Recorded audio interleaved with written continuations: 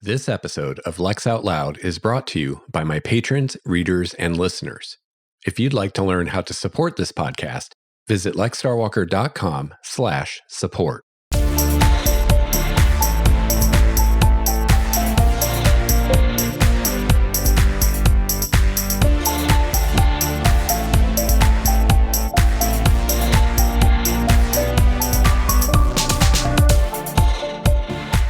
You're listening to episode 55 of Lex Out Loud, Writing Science Fiction.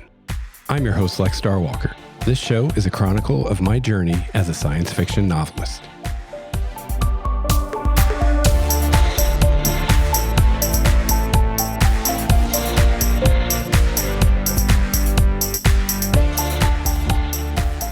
Hello and welcome back to the show, everyone. Welcome to episode 55. So glad that you decided to join me today for yet another podcast episode on writing and writing science fiction. So here at the top of the show, I thought I would give you a quick update on what I'm up to and where I'm at in my process of writing my novel, Critical Balance. So I'm trying to remember what I told you last time. I feel like maybe last time I told you I was halfway through the third draft. So if that's the case, if that's what I told you last time, then I'm here to tell you that I am still halfway through the third draft. Now, that probably sounds like I've done a bunch of nothing for the past week or so, but that's not true. It's just become... It's taking longer than I thought it would at the beginning. But again, this is only the second novel I've ever written. It's only the second novel I've ever edited and revised. So, you know, me trying to tell you how long something's going to take at best is my best guess. Probably not even much of an educated guess. It's just a shot in the dark. So yeah, it's taking longer than I originally thought. I'm thinking at this point, I'm about halfway through it, and I'm thinking another week or two, I should be finished with this third draft.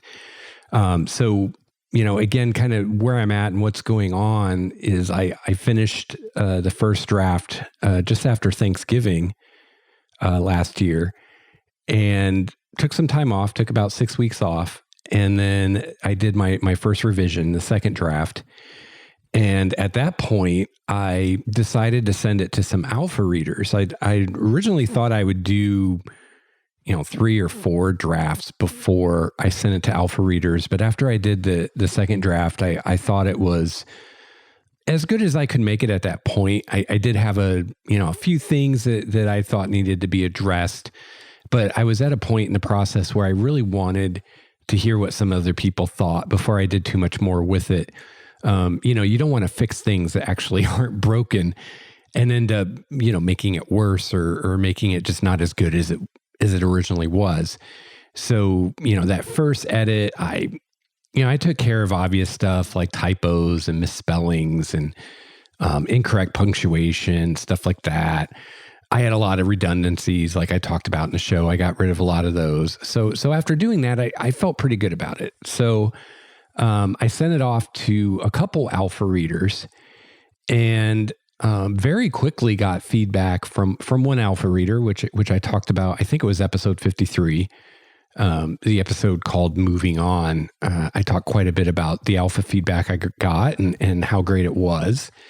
And, my alpha reader brought up some really great stuff as far as kind of some weaknesses, some things that could be shored up.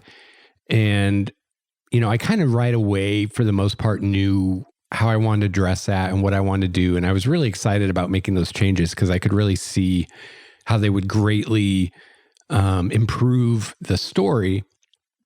So, at that point, the second alpha reader, who's my wife, by the way, she was working her way through it too. And she was giving me, for the part she'd read, she was giving me some of the same feedback that the other alpha reader had. So I thought, you know what, let's just go ahead and do an edit based on this. I had another couple alpha readers in the wings that were interested in reading it, but weren't quite ready yet. So I thought, hey, I've got some time before these other guys are ready for it anyway. So let's go ahead and do another revision based on feedback from these first two alpha readers. And, my wife is continuing to read it. She's about halfway through it now. So I'm incorporating her feedback as I go, as well as the other alpha feedback. And I'm feeling really great about version 3. I was fortunate enough that one of kind of the big areas that the alpha reader saw that could be improved, my wife had already read that part, so I revised it, and she was willing to read it again, and she was really impressed with it, with how much of a difference the changes made, and how much better it was working now. And it seems that it actually addressed some of the feedback she had about it that she hadn't even given me yet. So, she's really excited about where the story is now after those changes. And so am I. I'm really, really happy with it. So once I finish version 3, I have, I think 2 other alpha readers right now. Or no, I take it back. I think I have 3 other alpha readers, kind of lined up to read it.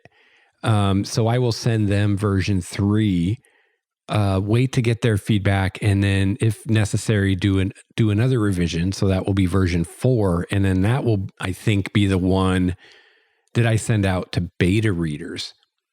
So I am still looking for beta readers. I have some, but, I don't have too many. So I could definitely use some more beta readers. So if you're interested in beta reading for me, let me know. There is a post on my blog at lexstarwalker.com about alpha and beta reading, kind of explaining what's involved. And there's a form or a questionnaire there for beta readers that if you're interested, I ask you to fill out that form and, fill it out well. I've had some people kind of phone in that form, and I don't know why, but just to pull back the curtain a little bit, that form is part of my vetting process. So that form is kind of a chance for you to show me what you've got, so to speak. I ask a couple open-ended questions in there just to kind of see where you're coming from, see what I might be able to expect from you as far as a critique or how you think through things. And, it's also frankly just giving you some hoops to jump through, because I really don't want to waste my time, and I certainly don't want to send my manuscript to someone who is not going to read it, or who is not going to give me timely feedback, or whose feedback isn't going to be useful. And since I am, for the most part, getting people, that I don't really know personally, there's got to be some way to kind of decide, who to use and who not. So yeah, that form is part of it. So if you're serious about wanting to beta read, actually spend some time with the form. Don't just phone it in. Cause if you do, I'm not going to pick you.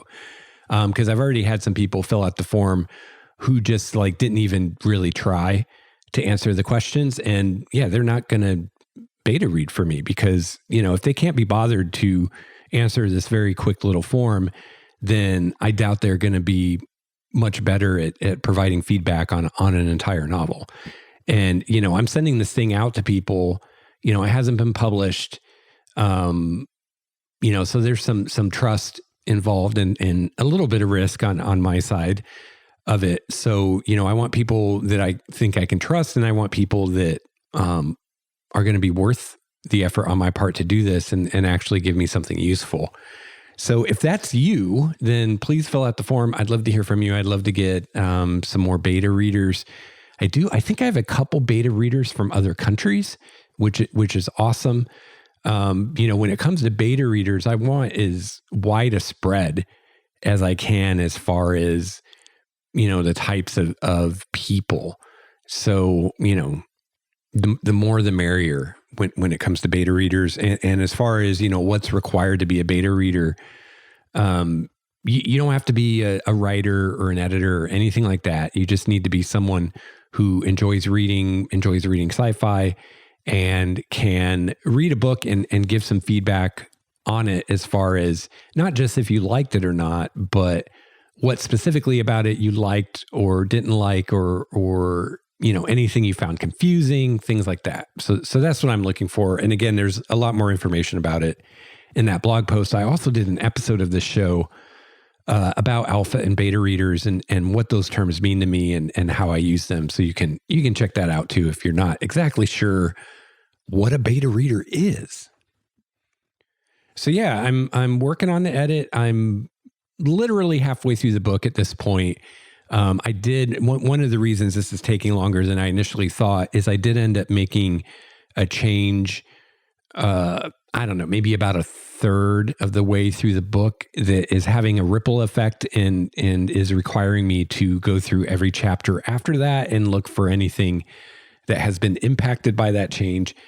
And, so originally when I, kind of made my plans for this edit, I had, I don't know, maybe half of the chapters in the book that I had plans to get into and make some changes, but not realizing at the time that this one change I was going to make was going to affect every chapter after it. So I'm having to go through every single chapter, which is why it's taking longer, but it's time well spent. The book is going to be a lot better when this is done.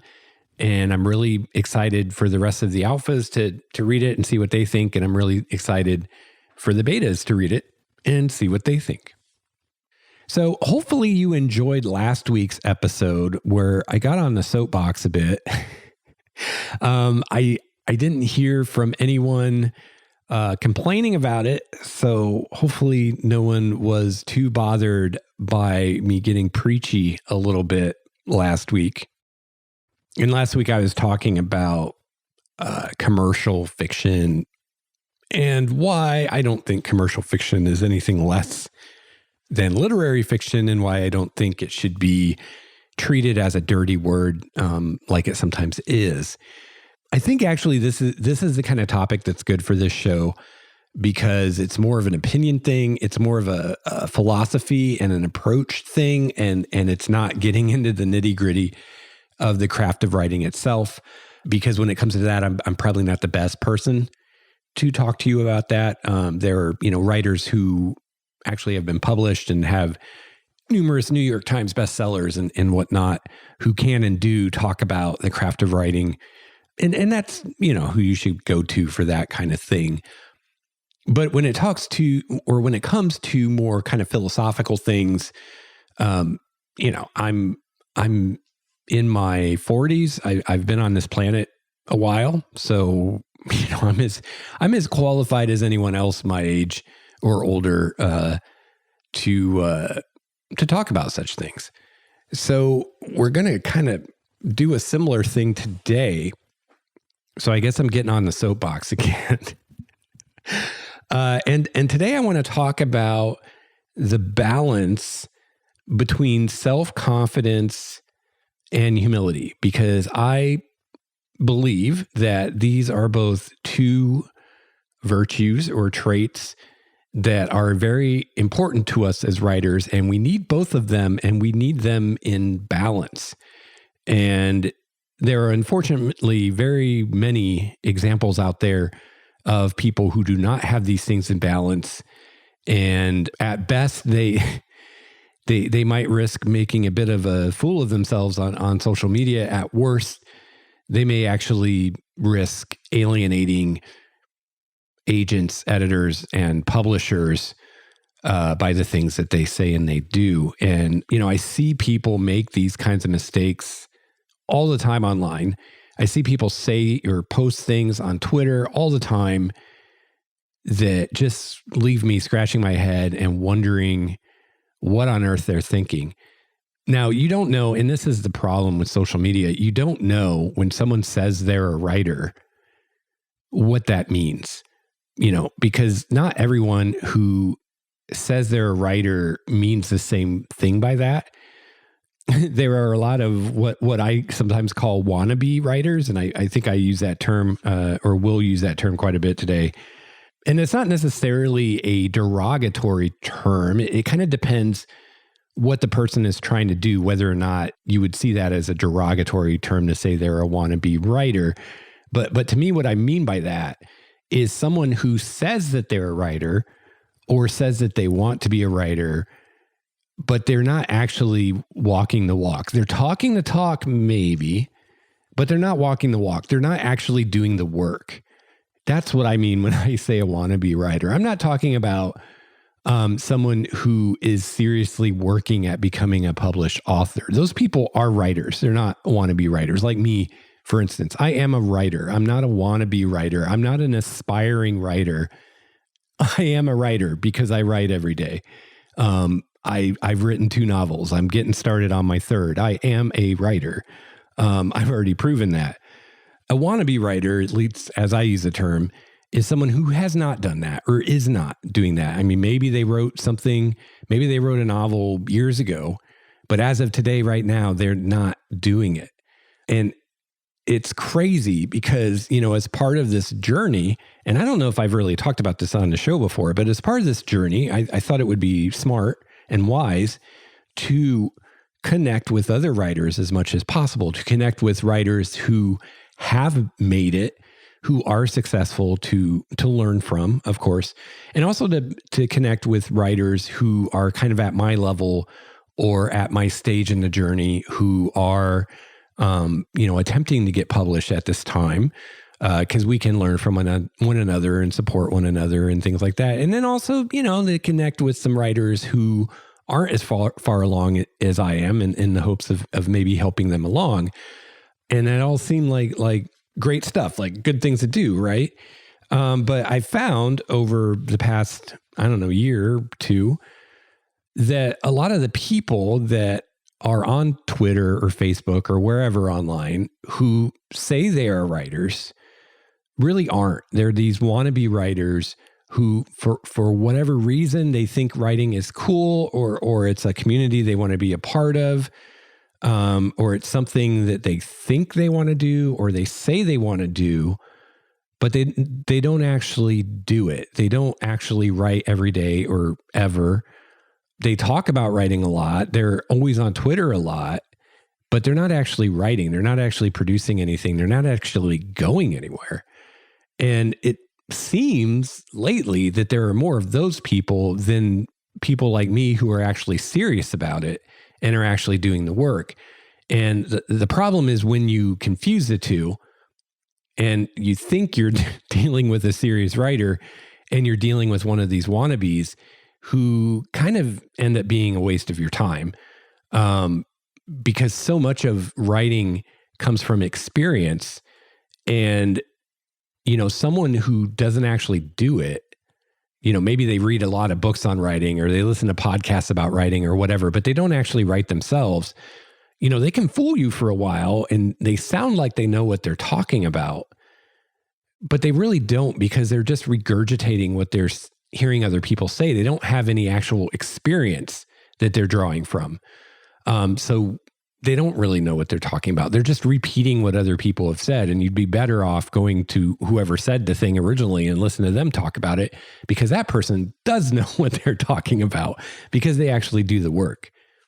So I just want to put that out there and define what I mean by a wannabe writer, so that when I use that term later in the show today, you know what I mean by that.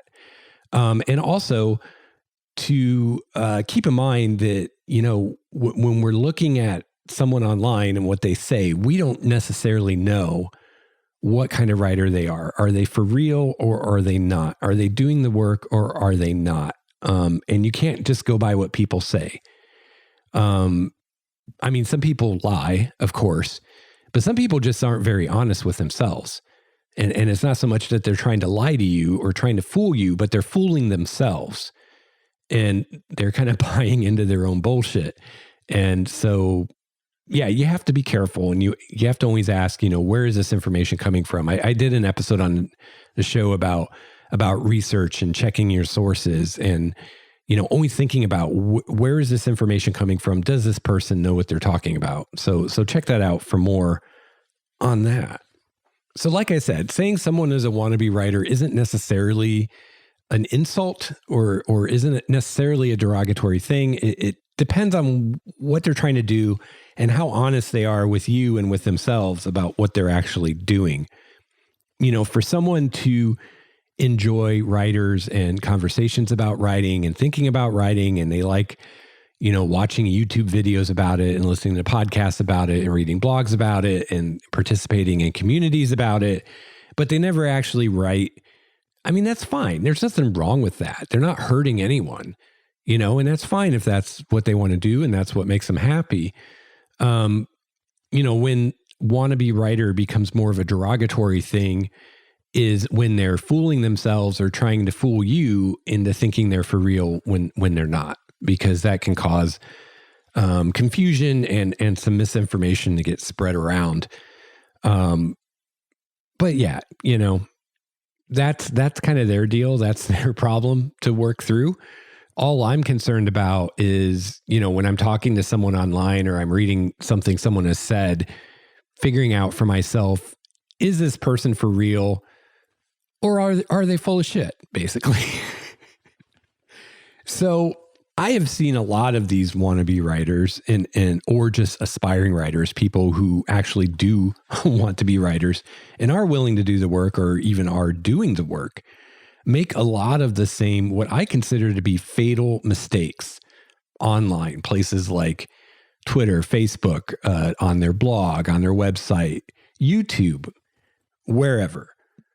And by the way, I mean fatal to their career as a writer, not to themselves, as in they're not going to die from it. But for someone like me who wants to be a successful professional writer, wants to get published by a publisher, some of these things that people say in the public eye are career suicide if an agent or a publisher ever hears it or sees it, and yet they continue to do it, which is one of the reasons I suspect a lot of times that they're wannabe writers and they're not for real, because if they were for real, surely they wouldn't do this. But, sometimes people just don't have good impulse control, or they don't think ahead, or they don't think through what they're doing, or they just don't understand how things work. So these mistakes I'm talking about usually involve one of two things that are happening. Either this person is suffering from a lack of self-confidence or lack of self-esteem, or both, or this person is suffering from a combination of arrogance and a way too high opinion of their own ability, an unwillingness to listen to feedback and implement it. This all kind of goes together under the umbrella of arrogance, we'll call it. Now, ironically, the same person can have both of these problems at the same time. And I actually see this quite a bit, where they're suffering from a lack of self-confidence and or self-esteem. And at the same time, they're suffering from arrogance and hubris. So I think personally that if you're going to succeed as a professional writer, you need to get both of these things right to even have a chance. You have to have the self-confidence to believe in yourself, to believe that you can succeed, and to not give up. At the same time, you have to have the humility to accept criticism gracefully and to be willing to make changes to your story to make it better based on other people's feedback. Even feedback from people who aren't, or you think aren't, as, quote, good as you. And this is the thing. I've seen this trip people up before in writing groups I've been in, where someone, they have an assessment of their level as a writer, how advanced they are. And then they have the assessment of the person critiquing them. And if they think that that person critiquing them isn't as good of a writer as they are, then they dismiss whatever they say. And that is a stupid thing to do. Because, for instance, beta readers usually aren't writers. They're just people who read. And I have gotten amazing feedback from beta readers before that have helped me to improve my story. They're not writers themselves. So they're not at my level as a writer, but that doesn't matter. That doesn't mean that they can't give you useful feedback. So the same thing with alpha readers or, someone in your writing group, which is basically an alpha reader, even if they're not, quote, as good as you or as skilled as you or as advanced as you, it doesn't mean that they don't have good things to say about your story, that they can't help you. It'd be kind of like thinking that in order for someone to be a basketball coach, they have to be able to play as well as Michael Jordan, or any sport. You see these guys or women, but you see these people who are coaches for like these professional sports teams. And sometimes I at least think, wow, I don't think that person could make a lap around the gym, much rather play basketball or football or whatever it is, but they're a coach, because you don't necessarily have to be great at doing a thing to be able to teach someone else how to do it better or to bring it back to writing a bit more, to be able to see what's wrong in what someone's doing and how they could possibly improve it. So that's a trap you don't want to fall into. Don't think just because, someone isn't, quote, at your level that they can't help you, because it's totally not true. And also just that whole way of thinking whether or not people are at your level, you're verging into arrogance territory there. You got to be careful with that. All right, so we want self-confidence and we want humility, but we want them in balance. If you think about it, aspiring to be a writer at all, to be a professional writer, involves at least a little arrogance on your part, right? Or at least self-confidence. Maybe not arrogance. I mean, we could quibble about definitions, but to me, arrogance is more of a negative thing. If you say someone is arrogant, that is not a good thing. So in my mind, arrogance and self-confidence are related, but arrogance is overblown self-confidence, right? It's taking it too far, because arrogance is a negative thing, but self-confidence is a positive thing. So just thinking I'm going to be a writer or I'm going to write for a living involves some self-confidence, because you're basically saying that you have the ability to do that, or you can learn to do that. So to even attempt to be a professional writer, deep down, you have to believe that you have something worth saying and that you're able to, quote, say it in a way that will be clear, understandable, and enjoyable to other people. So even to start to try to do this, you have to believe that. You have to believe that you have something worth saying and you have the ability to say it and to communicate it, or at least that you have that potential and you can develop that ability. So you have to believe in yourself. You have to believe in your own potential to have any hope of success at this. If you don't believe in yourself, you won't have the courage to let alphas and betas read your work or to send it to agents or editors. You'll forever be one of those closet writers who never lets anyone read what they've written. And, if you know a lot of writer type people, you may know someone like that, where they've written lots of stuff, but no one's ever read it because they're afraid to let other people read it. So as I discussed in episode 54, as writers, we are primarily communicators. That's our number one job, is to communicate. There are two equally important sides to the communicating process. There is sending the message and there is receiving the message. So when you're writing a novel, you are sending a message. The novel is the message, or the story is the message that you are sending. However, it's fairly meaningless to do that without the other side of that equation, when the message is received by someone reading the book. So again, if you're someone who's writing novels or stories, but you never let anyone read them, I mean, you're sending messages, but no one's receiving them. So there's not really any communicating going on, other than, I guess, you're communicating with yourself. So that's self-confidence. You got to have it. Self-confidence will also be your ally when you do start getting feedback from alpha and beta readers, and when you start getting rejections from agents and or acquisitions editors. Self-confidence will allow you to develop that, quote, thick skin that you so often hear writers talk about, which is something you got to have. If you're going to be a pro in this business, you got to have a thick skin. You got to be able to take criticism, even insults, in stride and not let it get to you. and find the good in it that you can apply to make your story better. So if you follow writers and want to be writers on Twitter or other social media places like I do, you will often see people who don't have this thick skin. They get a rejection, or they get a critical critique, or they get a bad review, and it ruins their day, or even their week, or even their career. It throws them into an emotional tailspin, and they can't handle it, or they only handle it with great difficulty. Some of these people eventually recover, others do not. So this really is a great microcosm example of that self-confidence / humility duality. When you get a critical critique or a rejection or a bad review, only a balance of self-confidence and humility will allow you to continue on without losing stride, while at the same time incorporating anything useful from the feedback. You've got to have the self-confidence to believe in yourself, to believe in your potential, and to believe in your abilities, so the feedback doesn't completely discourage you. Yes, this one person was not impressed with what you did, but the work itself has potential. You just have to bring that potential to the light. So that's the self-confidence, right? You got to have the confidence to know that in yourself. It's like, yeah, this person hated my book, but the book has potential, and I can see that potential, and I can bring that potential out.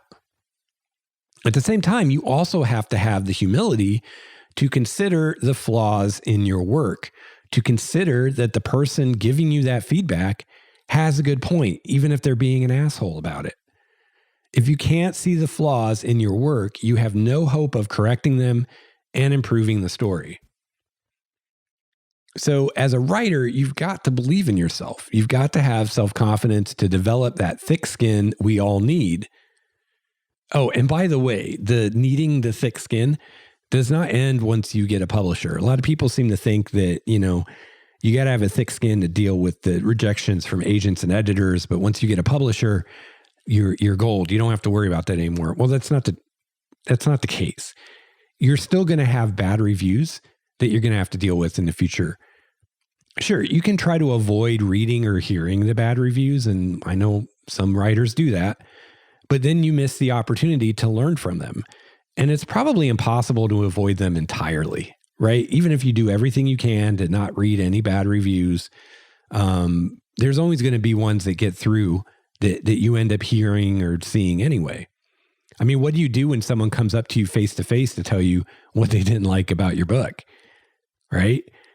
For example, a family member might do that. Maybe one of your relatives or one of your friends reads your book, and maybe they didn't like it, or there's something about it they didn't like, and they're going to tell you, and you're going to have to listen to them. So you need that self-confidence. You got to believe in yourself, but you also need humility. You need the humility to consider the possibility that you got it wrong, or at least that you didn't do the best job that you could have. With any thought that you want to communicate in a story, there are many ways that you could express that thought, right? There are different ways that you could express that. Sometimes your first choice or the choice you make for the book isn't the best choice. If you lack the humility to admit when you're wrong or admit when you didn't make the best choice, there's not much hope for improving the story, which means there's not much hope of getting it published. I've never heard of any writer writing a first draft of a novel that was perfect and ready to publish. That it doesn't happen. No matter how good it is, there's always something about it that could be improved, and the publisher is going to want to do that. So no matter how clean the draft is, there are always ways to improve it, to tighten it up, make it more clear, make it more evocative, etc. So it really is a balancing act. It's like walking a tightrope. Only when self-confidence and humility are in balance, counteracting one another, do you have a hope of getting across. If you get too confident or if you get too humble, you'll fall. Also, this isn't something you just figure out once and then you're done and you're good. It requires constant monitoring and adjustment. You're going to have to work on it every day. If you're like me, you're going to have days when you feel more confident than others. You'll have days when you're more open to criticism than others. So balancing this is a continuing process, and, it's going to shift with your mood and what's going on. So that's kind of it, in a nutshell, I guess. Maybe it's kind of a big nutshell. But yeah, that balance. And, going too far either way is bad and will be counterproductive to you. And especially if you're doing it publicly. If you're being really arrogant publicly on like Twitter, where, the agents and editors you might be sending your book to can see it, that is not going to help you.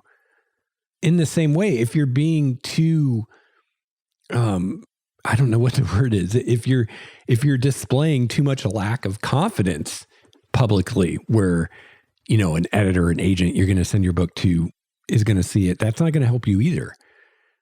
Sometimes I see these writers, on Twitter especially, who talk about, just the little things in life.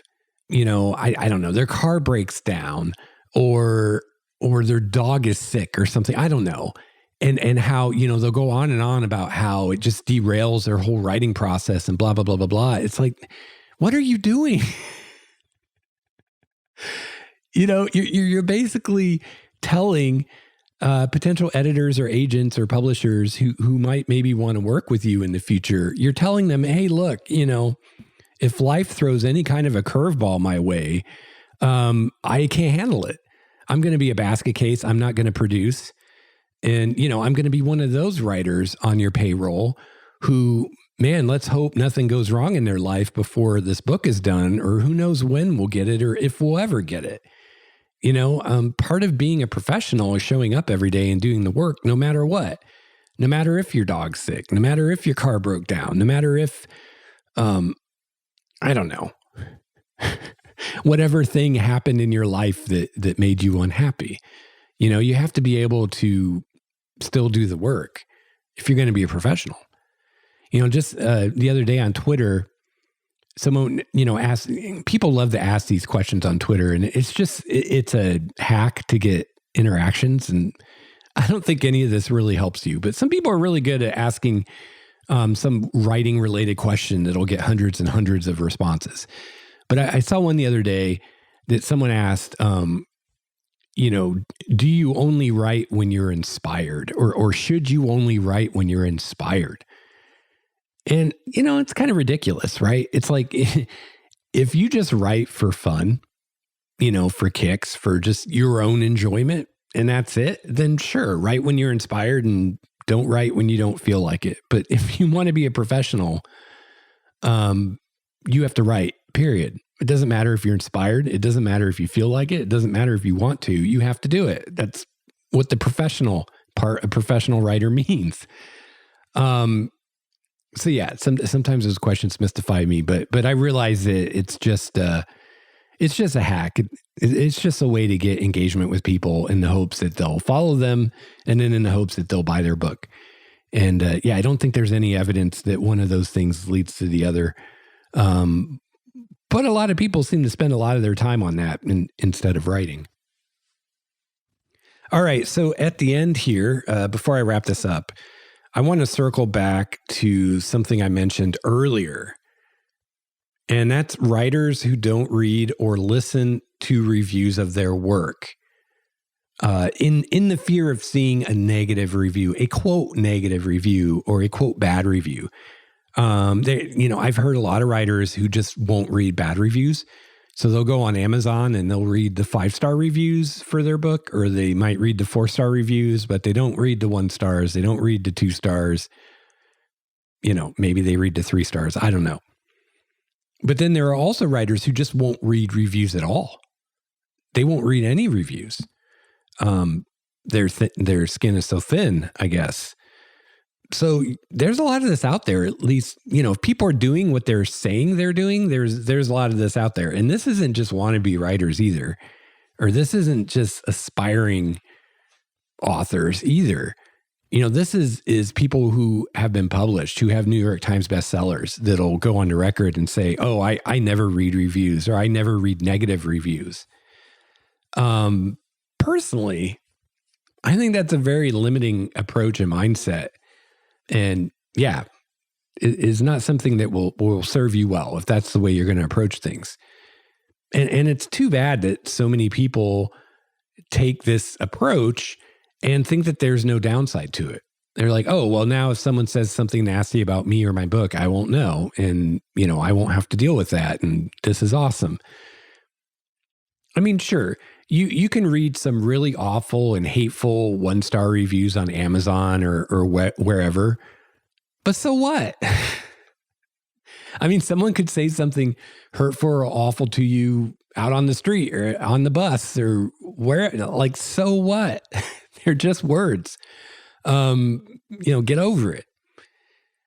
The way I see it, if someone leaves a harsh 1-star review, there are three basic possibilities here for what's going on. So let's say I publish my novel, someone reads my novel, and they leave a 1-star review on Amazon that's not just like, this book has a lot of flaws, here they are, but someone actually being nasty, right? They're being insulting, not just to the work, but to the author. So the first possibility here is they're completely off base. This is just a mean, nasty person. A person having a bad day and taking it out on you. Maybe something in your book really offended them. So now they have a lot of vitriol they want to spew at you, but no real valid criticisms of the work itself. So, maybe you're, as an author, maybe you're an atheist or even an anti-theist. And this comes across in your work that you don't think much of religion, and some super religious person reads the book and that offends them. And so they go and leave a really nasty 1-star review, right? Like that's the kind of thing that could happen.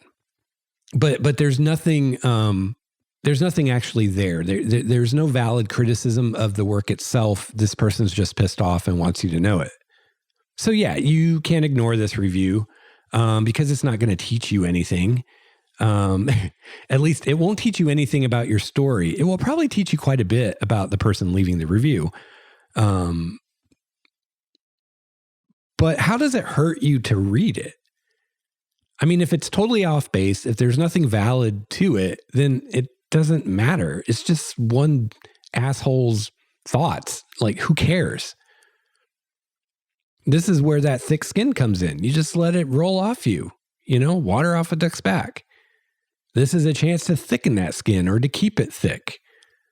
I mean, if you're really so fragile or sensitive that a nasty, non-relevant review is going to ruin your day, then I would work on that if it were me, because otherwise this is going to be a very difficult road that you've chosen to walk, because you're going to have to deal with that on the regular.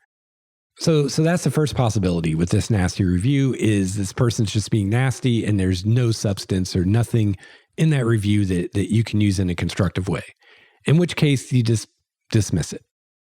So the second possibility is they're making fair points, but maybe they're just doing so in nasty or harsh ways. So in this case, you can learn something from the valid points that they're making and just disregard the nasty stuff. Just because someone doesn't know how to communicate well or is just a nasty person in general doesn't necessarily mean that they don't have any valid critiques for you. To me, I mean, when you think about it, taking a nasty person's nasty review and then finding some nuggets you can use to improve your writing and ignoring the rest is the ultimate response. It's like poetic justice. It's like this person set out to try to hurt you, and instead they helped you. So not only have you not let them get to you and not let them upset you, but they've actually helped you improve your story. So they've defeated themselves. I mean, people can say whatever they want to you. It's your choice how you react to that. And you may not realize that, or you may have not gotten to a point where you really have control of that choice, but it is your choice that you make, whether you realize it or not. I mean, surely, hopefully everyone out there has had the experience of someone insulting you or saying something nasty to you, and you just don't care. For whatever reason, you just don't care because you know they're an idiot, or you know they're just a nasty person, or you just don't really care what they think. But hopefully everyone out there has had the experience of someone trying to get you riled, trying to say something nasty to you, and you're just like, I don't care, whatever, dude. And I'm sure we've all had the experience of someone saying something like that to you, and it does bother you, right? And it does make you upset.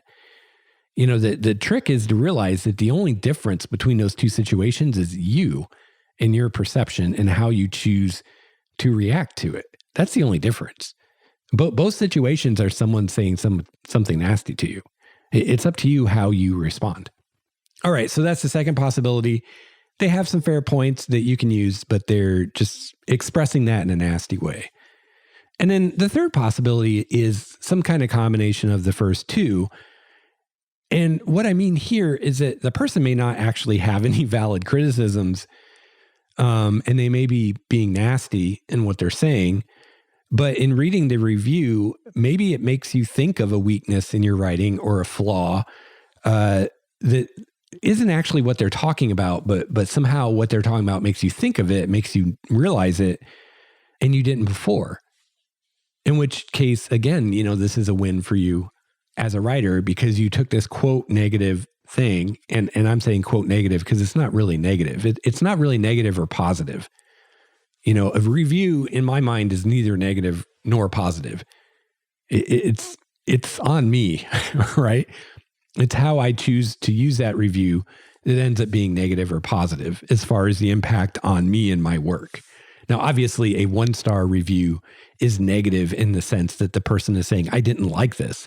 And a 5-star review is positive in the sense that the person is saying, I really like this. But from the perspective of the writer, you know, neither of those is really negative or positive inherently in and of themselves. You know, whether they end up being negative or positive really comes down to, did it help you in some way? And that's really up to you a lot of times. So yeah, you know, we look at these three possibilities here, and, you know, only one of them involved a review that was no use to you. And that was the first one with someone who's just being nasty and they don't actually have anything legitimate to say. But two of the other possibilities involved, you know, this actually being helpful to you somehow. Either the person actually does have a legitimate criticism and they're just being nasty about it, in which case you can still use that criticism, or it just makes you think of something that you wouldn't have thought of otherwise that you find useful. So, you know, there are positive things that can come out of this. So if you just ignore all the negative reviews, you're not going to benefit from any of that.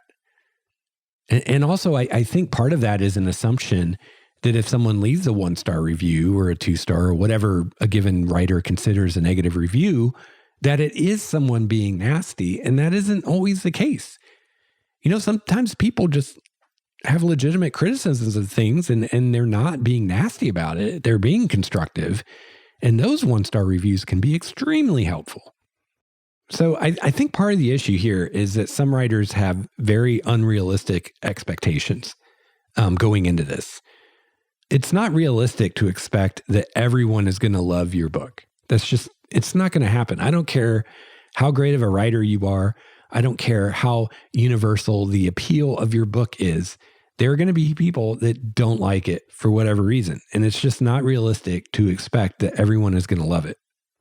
So no matter what you do, there will be people who don't like it or who even hate it for whatever reason they have. And the sooner that you accept that, the easier this journey is going to be. Once you've accepted that some people are just going to hate it for whatever reason, what is there really to fear from a bad review? You already know that there's going to be people to hate it. So hearing, oh yeah, here's a person that hated it, like, okay, well, you knew that was going to happen, but maybe they have something worthwhile to say. Maybe you can still learn something from them. So again, this comes back to the self-confidence balanced by humility. If you've got that going on, if you have a nice blend of self-confidence and humility, then those bad reviews are not going to faze you, because you're going to have the confidence to know your own worth and to know the worth of your work but you're going to have the humility to be willing to entertain the notion that you didn't get it all right and there is room for improvement. And even this jerk of a moron leaving this 1-star review might actually be able to clue you in to some way that you could make this better. So yeah, those are my thoughts on that. This is all much easier said than done. And I totally realize that. It's really easy to say, oh, you should have this perfect balance of self-confidence and humility. It's a lot harder to do. It's really easy to say, oh, you shouldn't let bad reviews get to you, but it's a lot harder to do. And I get that. And I am not for an instant saying that I've got this all figured out, or I always get this right, or I'm never bothered by a harsh criticism or something like that. I mean, I'm just as human as you are. I struggle with this too, but just because something is difficult or even painful does not necessarily mean it's something to be avoided. I know that's part of our biology, right? Like we try to avoid pain and we try to avoid unpleasant things. But, one of the benefits of being conscious thinking beings is that we can go against our instincts and do something because we choose to do it, not just because we're an animal reacting to stimulus. So, sometimes something that's uncomfortable or even painful is just what you need. And it's not going to be easy. It probably won't be fun. But if you're really serious about being successful and being as good as you can be, then you've got to go after those uncomfortable things and tackle them and rule them. Don't let them rule you. So, yeah. All right. I'm going to jump off the soapbox now. And I guess that's all I have to say about that. So I'm really curious to hear from you. If you have any thoughts or anything to add, you can email me at lexoutloudpodcast@gmail.com. You can follow me on Twitter @LexStarWalker. You can call my voicemail 951-465-5391. And you can join our community on Discord. You can find a link to our Discord community in the show notes at lexstarwalker.com/LOL. And also, I think it's been a little bit since I mentioned that you can support this show and support my writing endeavors. Really appreciate everyone who does so. One great way you can do that is become a patron. You can check out my Patreon page. I got a link to that in the show notes at lexstarwalker.com. But there are other ways too. I have a whole support page on my website that lists out a bunch of ways that you can help me out if you enjoy this show or you enjoy the other things I do and you want to help me out, help keep this whole thing going. I've compiled quite a list of things that you can do. Of course, you can become a patron. I have a donate button on my website. You can just give a one-time donation. I've got some D&D supplements I wrote for sale. You could buy one of those. I have an Amazon referral link. If you ever buy anything on Amazon, you can use that link to go to Amazon, and then I get a little kickback when you buy something. It doesn't really matter what you buy. Let's see. I have an Audible trial. So if you enjoy audio books, if I could talk, and you haven't used an Audible trial yet, you can use mine and you get a month of Audible for free. I don't remember how many books you get with that, at least one. And that helps me out. And there's some other stuff too. And of course, just, telling people about the podcast, if you're on social media, if you can reshare, things I share and things like that, that's a huge help. But if you're interested in helping me out, go to lexstarwalker.com/support, and you can see all the different ways you can do so. And they don't all cost you money. So, if you're in a situation where you don't really have money to spare, I totally get it. But there are things you can do that won't cost you anything. And you can check those out at lexstarwalker.com/support. So one last thing before I wrap this up today. I want to put a call out to you, those of you listening to this show. If you have any ideas or suggestions or requests for topics you would like me to discuss on the show, or a question you'd like me to answer, or I don't know, you want to know something about critical balance or my setting or whatever, let me know. Shoot me an email, holler at me on the Discord. And that really helped me out a lot, because sometimes I struggle trying to decide what to talk about on the show. So not only can you help me by maybe giving me an idea of something to do I hadn't thought of, but it also helps me to know kind of what you all are into, what you're wanting to hear, what kind of content you enjoy or you would find helpful. So, even if you have a thought and you think, oh, that's super obvious, surely Lex has already thought about that, I would still love to hear from you, because even if it is something I've already thought about, it's helpful to know, people want to hear about that.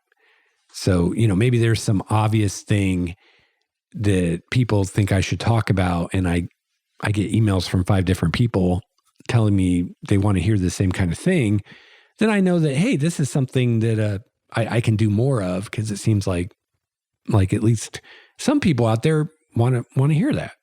So yeah, that would be really helpful to me, and I would really appreciate it.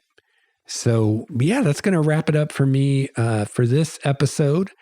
Thank you again for tuning in, and I'll be back soon as I can with another episode. And until then, keep writing.